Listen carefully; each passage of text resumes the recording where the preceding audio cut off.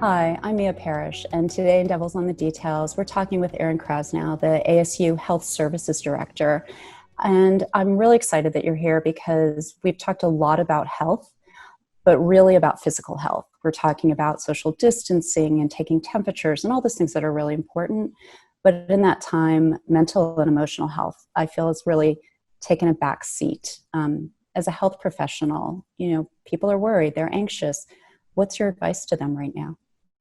Well, I really appreciate the conversation, and I like how you set it up because it is taking a back seat in our general discussions in this country and around the world. We're talking mostly about symptoms. We're talking about the impact on the economy. We're talking about the disruption to the social experience and the work experience for people.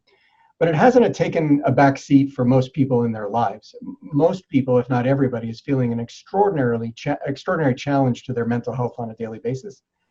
Something that actually might be front and center for many people, if not most people. But the challenge for us is that there's a disconnect between what's being talked about publicly and what we're all experiencing privately. And that has this double impact where we're all struggling with the social and emotional impact, but we're not given as much permission or space to talk about that in public.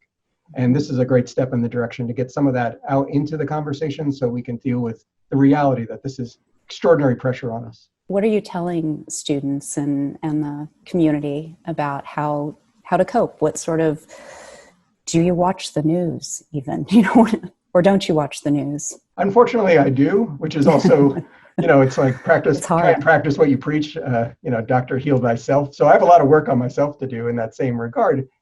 The thing that strikes me about this, which is similar to other mental health issues, but it's really acute right now, is so quickly we want to move into things like coping and solutions. Mm-hmm. And sometimes what we end up doing is skip over acknowledgement of the reality of what we're experiencing. And we try and basically say, okay, it's not good, so then what do I do? Or I know somebody else is struggling, so okay, that's not good. It's like, what can they do? Pausing long enough to take stock of what's actually happening, kind of honoring the experience about the incredible psychological pressure that this is putting us under, the anxiety that it creates for many people, the sadness and the grief about loss of people who have passed away, people who are ill, loss of relationships for people you can't see as much, maybe economic loss. There is an enormous weight there. And the faster we try and put that to the side without really sitting with it long enough to acknowledge what it is, the poorer our choices will be about how to cope. We kind of have to know what we're feeling in order to then pick the strategies. And that's not really something that's baked into our culture very well. We're a kind of a go solve culture, and it's very painful to sit with what we're experiencing. But when we do, then when we move into coping strategies or social strategies to help us to heal, we're better off because we know what we're actually feeling. The students have concerns about themselves, about their families. What are you seeing most of in your practice and in your experiences? It's exactly what you said. People are concerned about themselves and they're concerned about the people they care about. And I think one of the aspects of this right now that's particularly challenging, not just for students, but for everybody, is that we don't really know what's next. This is this rolling crisis, which is different than an acute trauma or an acute incident or an acute loss. And so while I'm trying to figure out and think about what I should do, things change so rapidly in our experience. And we're not really built yet as a society, although I think this is going to train us to be. We're not really built yet as a society to deal with a rolling consequence en masse. There are societies who have dealt with rolling consequences, the big, large-scale disasters in communities that go on, or all sorts of things that play out over time.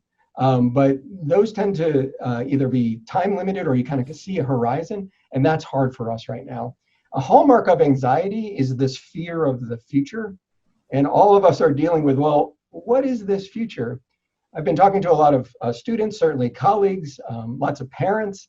There's this overwhelming desire to press fast forward on this experience just to see how it turns out. Like, can I just get to December to find out like how schools work, or what's going to happen with my life, or am I going to get sick, or all these things that we are worried about could happen, and we want to get to that. And that is a classic anxiety response that is so common right now. We just have to honor that we're all going through it together. We're going to continue to deal with uncertainty. I mean, I think Absolutely. that's the only certainty. Yeah, That's sort of the certain, it's certain to be uncertain. What do you tell people about that fact? You know, that we don't really know how it's going, when it's going to end. It's always going to be changing. How do you manage that, you know, without catastrophizing or just ignoring it as it can? absolutely. I mean, those two choices, catastrophize or ignoring it, are often what ends up happening, but Mm-hmm. there are other ways, and that's what we're always trying to do, even if it's not natural for us. One of the most successful things we can do is hold things that feel in contradiction at the same time. And that's difficult to do. We often try and pit things like, if I feel bad, then in order to do something, I have to not feel bad anymore. Like many people, myself included, who struggle to get into a routine about working out, have this thought that somehow if I'm tired, I'm not going to work out, which anybody who's good at working out, they know that they'll still work out when they're tired. These are not mutually exclusive categories.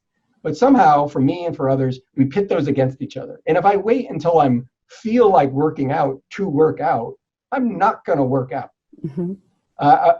Probably the greatest wisdom of this I can tell you is a story from my own life. I had this friend who was in a deep depression in graduate school, and I was there as a support, and as a psychologist, like in training, I was trying to help him in all the ways that I knew as a friend and a future psychologist, but I didn't really know what I was doing. And so I was just trying to be a good friend. And finally he called me up and I was asking him how he's doing. And I had this idea like he had to stop being sad. Even though I should know better, I just like, I hope you're not sad anymore. And he said the most brilliant thing that stuck with me forever, and it really is a hallmark of what we can do. He said, Aaron, I knew I was going to be okay when I realized I could cry and vacuum my apartment at the same time. And that the things that felt like they could not possibly go together, being in pain and still getting stuff done, or in our case today, being afraid for the future and still going on, Mm-hmm. when we can get into that space that those can actually coexist, we can continue on in life. And so he just, in just his silly, simple way, imagining him crying while vacuuming set him free, and it changed forever how I think about these things that would otherwise we think of as contradictory, but there's no reason you can't. You know, as people head back to class, we have lots of different types of people of different ages and different backgrounds and international students. Is that level of complexity? What do you see with that kind of wide range of student experiences? Yeah, that complexity was present prior and Yeah. certainly now, in the same way that prior to COVID, that complexity led to a need to really dig in on that diversity and make sure that we're creating a community that is maximally supportive, that celebrates people's differences in that regard. Because in that pre-COVID and currently, those differences, those celebrations of different people's strengths, and also their celebration and honoring of their struggles, that teaches us a lot about humanity. And it teaches me ways to think about things that I might not have otherwise thought of. If I can watch somebody and learn from somebody and connect to someone different than me and watch how they navigate this time period. And so what has always been a strength of our university remains our strength. The complexity persists. And so people will deal with this differently based on who they are or where they're from or what they've experienced in their life. And I can gain so much by joining this journey with them and seeing how they might navigate those things differently. Like any circumstance, I should not measure myself against how they are handling things. I should gain from their wisdom, experience, and allow them to do the same from me. You know, we're talking about the physical health and mental health of our students in our community, students who are worried about what happens when they get sick. What has ASU done to prepare to take care of students in the event that they do come down with COVID or have other struggles? Absolutely. You know, it is a worry. It's something that we're all working hard to protect ourselves from. There's no 100% foolproof strategy, but what we're trying to do is reduce the likelihood that any of us could contract the virus. There's certainly many things that people do that make it more likely that they're going to contract the virus, and we should not do those things and continue to do the things that we know are successful, to be physically distant from each other to the best of our ability, to wear face coverings, to wash our hands, not touch our face, which is incredibly difficult for me because I'm a face toucher in the extreme. I'm always doing it, and so I've really had to work hard on that. And we all have our different challenges there. But in the event that any student, any faculty member, any staff member gets sick, the university has made a commitment to helping them navigate that to the best of whatever they need. We have a robust health center at ASU for students on all of our campuses to make sure that they have access to testing, that they can talk to a medical provider about their symptoms, whether it's about COVID symptoms or they fall off their bike. We're here for them for whatever they need in their medical care. And then for those students who have mild symptoms or more severe symptoms, then all of our medical providers are prepared with advice and treatment and connection to other resources as needed. So I think people can be real confident that there's an entire medical system underpinning their experience here. And in general, as we've talked about earlier, in general, it's not just about our medical care, it's our attitude towards each other that matters. Mm-hmm. We can have great doctors and nurse practitioners, which we do, and we can have great systems in our health centers, which we do. But we got to build a culture of trust. We got to make sure that when people get sick, that they're not stigmatized, they're not ostracized. We got to make sure that if I am sick, that I put my hand up and say I am sick, so that I can get the help that I need, so that I can be by myself for a period of time, be taken care of, be safe, not spread the virus. This is a social contract that we're part of, and that's way bigger than any health center. That's an institution, that's a community, and that's what we're really prioritizing in our conversations with families, with students, with faculty and staff, is that if we do this together, then one part of that is the medical services, but the rest of it is us taking care of each other. That's a wonderful way to close that out, that we're looking out for each other and that we have this community contract that hopefully we're working to help keep each other safe and keep ourselves healthy and safe as well.